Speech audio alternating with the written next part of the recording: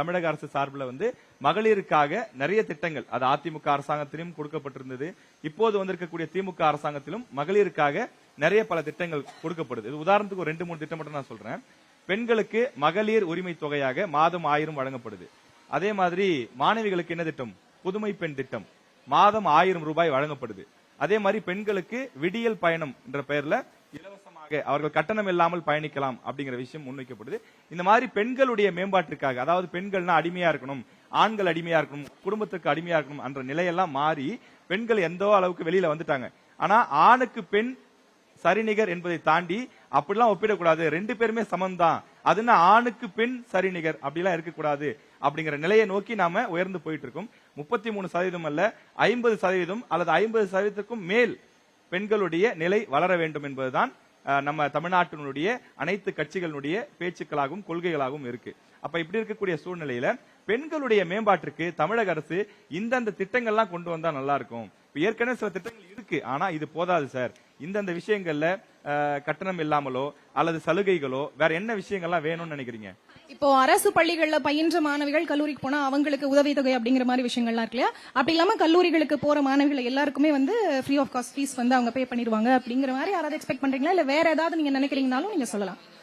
Keerthana from computer science.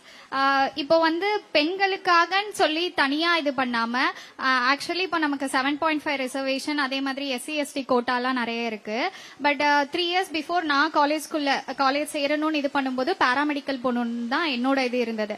ஆனா அப்போ அதை கேட்டகரைஸ் எப்படி பண்ணாங்க அப்படின்னா 7.5 ரிசர்வேஷனுக்கு எடுத்துக்கிட்டாங்க. மோஸ்டா 7 ரிசர்வேஷன்ல பாதி பேர் போயிட்டாங்க. அதுக்கு மேல SC ST கோட்டா சீட் பாதி ஃபில் ஆயிடுச்சு.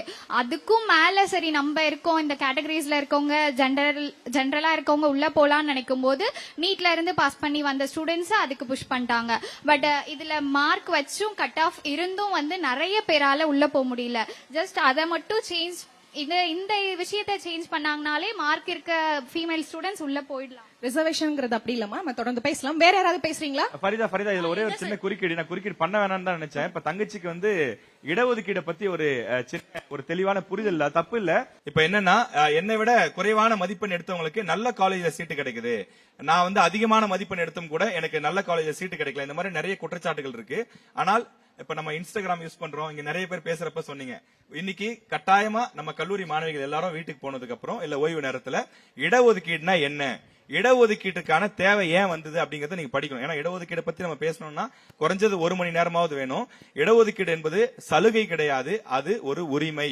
இந்த சமுதாயத்தில் காலம் காலமாக நசுக்கப்பட்டு, இப்ப நம்ம சொல்றோம்ல, ஆண்களுக்கு ஈக்குவலா பெண்களை ட்ரீட் பண்றது இல்ல, பெண்கள் கூட அப்லிஃப்ட்மென்ட் இருக்கணும், பெண்கள் மேல வரணும் அப்படின்னா அவங்களுக்கு சில விஷயங்கள் செய்ய வேண்டியது இருக்கு. அப்பதானே இப்ப இலவசமா நம்ம மகளிர் விடியல் பயணம் எல்லாம் கொடுக்கறாங்க, உரிமை தொகையெல்லாம் கொடுக்கறாங்க தமிழக அரசு. ஏன் கொடுக்கறாங்க? அதெல்லாம் கொடுத்தாதான் பெண்களுக்கு ஒரு தன்னம்பிக்கை ஏற்படும், பெண்கள் துணிச்சலா வெளியில வருவாங்க. பஸ்ல காரணமே தேவையில்ல, இங்க இருந்து ஏறி கிருஷ்ணகிரி வரைக்கும் போயிட்டு வருவாங்க பெண்கள், இலவசமா போயிட்டு வருவாங்க. அப்படி போயிட்டு வருவது மூலமா இத்தனை கம்பெனிகள் இருக்கா, இவ்வளவு பெரிய நிறுவனங்கள் இருக்கா, இவ்வளவு வாய்ப்புகள் இருக்கா, இந்த மாதிரி நிறுவனங்கள் நம்ம வேலைக்கு சேர முடியுமா அப்படிங்கிற ஒரு எண்ணத்தை அவங்களுக்குள்ள உருவாக்கும். நம்ம காசுங்கிறது ஒரு தைரியத்தை கொடுக்கும், இது ஒத்துக்கிறீங்களா எல்லாரும்? அப்ப நம்ம வீட்டுல அம்மாக்கள், நம்ம வீட்டுல இருக்கக்கூடிய அக்காக்கள் கையில காசு இல்ல அப்படின்னா அவங்களுக்குள்ளேயே தாழ்வு மனப்பான்மை இருக்கும். ஆனா கையில ஒரு 1000 ரூபாய் மாசம் மாசம் கிடைக்கும் அப்படின்னா அது ஒரு தன்னம்பிக்கை. 1000 ரூபாங்கிறது வச்சு பெருசா எல்லாத்தையும் வாங்கிட முடியாது, ஆனா 1000 ரூபாங்கிறது ஒரு தன்னம்பிக்கை. அந்த மாதிரி தான், புரியுதுங்களா? அது பெண்களுடைய மேம்பாட்டுக்காக கொண்டு வரப்படுது. அது மாதிரி தான் இடஒதுக்கீடு.